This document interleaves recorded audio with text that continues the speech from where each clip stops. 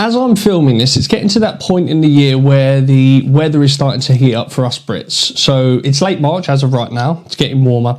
And I am already starting to get the messages and the inquiries regarding outdoor sockets and power from my customers or potential customers. And people want them for just about everything.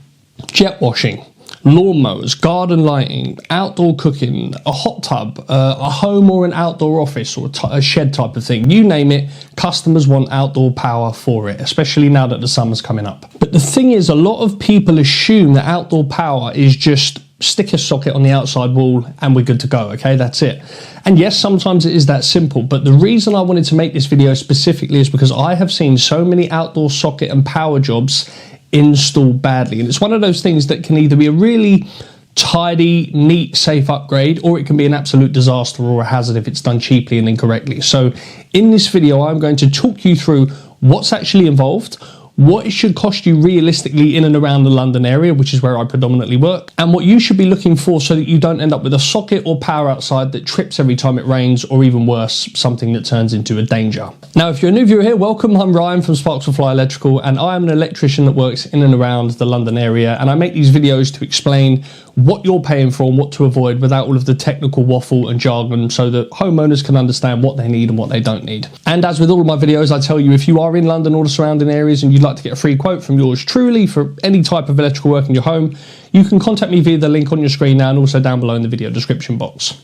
Right, outdoor sockets. Now let me start with the most important thing. What do you actually want it for? Because an outdoor socket for a bit of gardening equipment, that's one thing, but an outdoor socket for a hot tub or a proper garden room setup, that's a completely different ball game. So when somebody asks me, how much is it to get power outside, or how much is it to install, I should say, an outdoor socket, the first thing I'm thinking is it just a regular normal outdoor double socket for general use, or are we talking about powering something that's going to draw a lot of current or be used all the time? Now, if we're talking about a standard outdoor socket, the job usually involves taking a supply from an existing circuit, which is often a ring main inside of your home, and then running a suitable cable to a weatherproof socket outdoors, and then making sure it's mounted properly, sealed properly, protected properly, okay? Fairly straightforward. And I'll say this now because it matters, okay? Outdoor electrics is not the place to be cheaping out or cutting corners, because outside, especially in merry old England, it's harsh, okay? We get rain, we get freezing cold weather, we get heat when we're very lucky, so some UV exposure, we get moisture, you've got dirt. And if the cable entry isn't done properly, if it's not sealed, if it's not protected, that's when you're going to get problems further on down the line. And those problems show up as nuisance tripping or sockets that fail fairly easily, or worst case, they become unsafe and can become potentially dangerous. So what affects the cost for you if you are looking to have an outdoor socket installed? The biggest one I can think of is the cable route. Okay, so if the socket is literally the other side of the wall from an indoor socket, then we can just drill straight through, we can keep everything neat, minimal disruption. That's a pretty straightforward, simple job.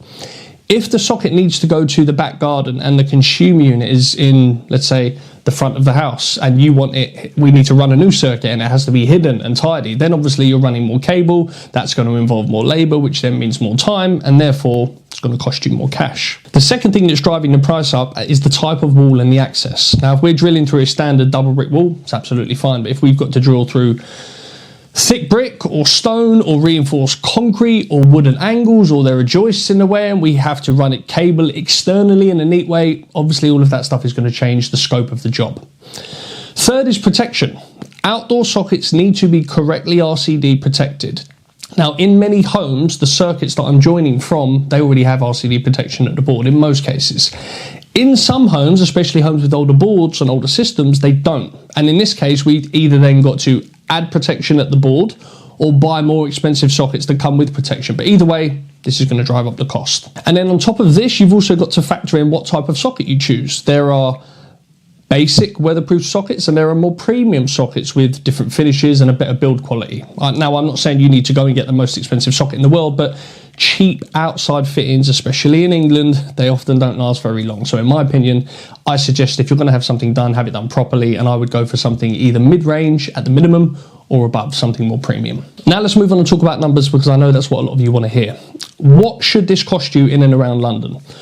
For a straightforward outdoor double socket with a simple cable route, so I want you to think the other side of the wall or not too far from a suitable indoor socket where we're going to draw the power from, you're typically looking at somewhere between £150 on the lower end to £300 labour plus materials depending on the exact situation. So the type of work that has to be done in order to complete the job, the type of sockets that you buy, materials needed, those sorts of things. If it turns into something else and a longer run is involved, or it's a more awkward route, then you're more in the £300 and beyond territory, but that all again depends on how much work is involved in order to complete the job.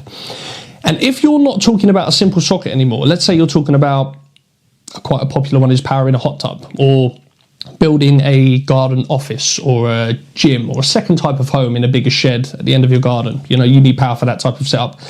That's a completely different beast of its own. It's a completely different job, because then we're going to need dedicated circuits, heavier cable, different protection, possibly isolation, and then sometimes even load considerations if the property is already heavily loaded. All of those things need to be factored in, but they offer much bigger jobs. So again, an outdoor socket, it can be a small upgrade, or it can be part of a much bigger outdoor project power setup, depending on what it is that you exactly need and want the power outside for. Now let me move on and tell you about the common mistakes that I see, because this will save you money. So mistake number one is people buying cheap sockets online, cheap materials, and then assuming that that's the main cost. It's not the main cost, okay? The fitting's actually the cheap part. The installation is what matters. That's where the bulk of your cost is going to be. So cable routes, protection, sealing, testing, etc. That's where the money is going to predominantly be spent. Mistake number two is poor positioning. Now, people put them in places where the water will run off the roof and down the wall, or where they're likely to get splattered or sprayed, or they're too low to the ground, or right where you're going to whack it with garden tools, or maybe potentially clip it as you're parking your car in your garage. Placement matters more than people think, okay? So just have a think about where you want your socket to be placed, where you can, one, utilise it properly, but two, it's not going to be in the way of anything or take unnecessary damage. Mistake number three, and this goes to the electrician installing it, and that's dodgy cable entries. And this is a big one.